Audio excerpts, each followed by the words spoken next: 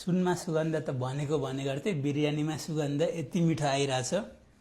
यो leg piece बिचमा थियो। बिरयानी चाहिँ अनलिमिटेड छ। बिरयानी हैन, सबै यहाँ जे देख्नु भएको छ यो सबै कुरा चाहिँ अनलिमिटेड छ। तातो तातो बाफ उड्दैछ, ओभर तातो छ यो त।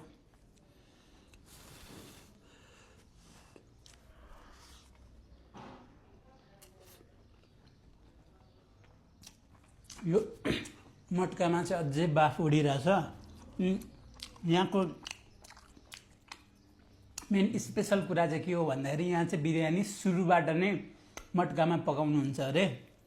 यसको भिडियो पनि देखाउने छु म।